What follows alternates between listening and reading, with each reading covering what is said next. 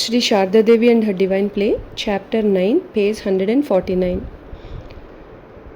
Holy Mother leaves Cossipore. The next day, Ramakrishna's body was cremated at the Cossipore cremation ground and his ashes were brought to the garden house in a copper urn. The disciples put the urn on the master's bed and began to consider what to do next. In the evening, Holy Mother began to discard her jewelry, following the custom of Hindu widows. As she was about to take off her bangles, Ramakrishna appeared before her, looking as he did before he was stricken with cancer. He took her hand and said, "Am I dead that you are acting like a widow and removing your bangles?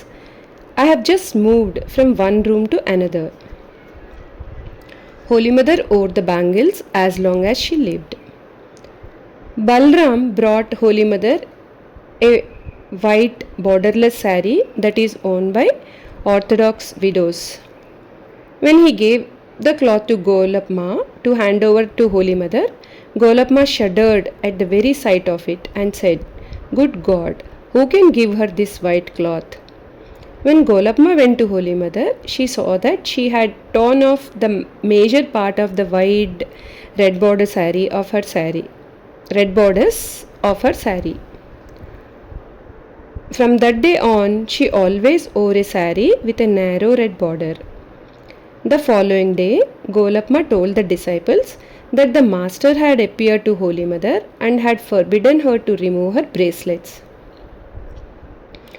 The news of what he had said to her reassured them, gave them new strength, and consoled their sorrowful hearts.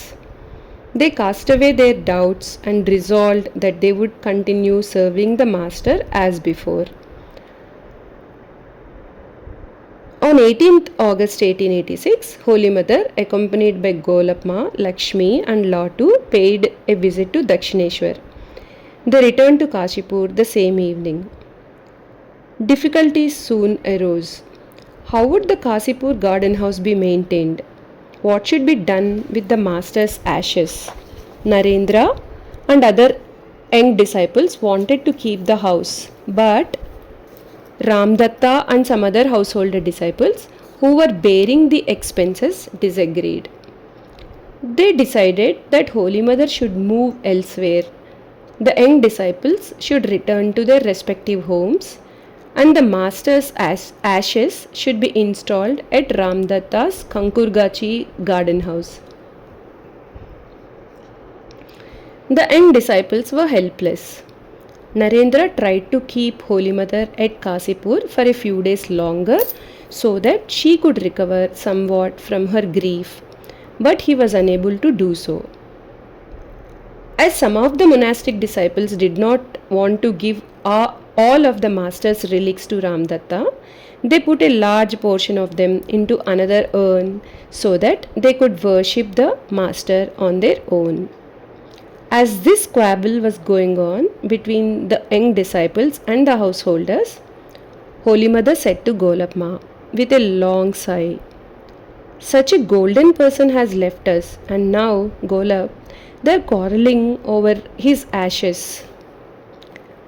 The young disciples had no money to buy or rent a house for Holy Mother so that she could live near the devotees of the Master.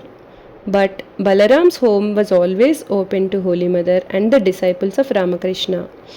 He was truly a blessed soul, and all the members of his family were great devotees of the Master.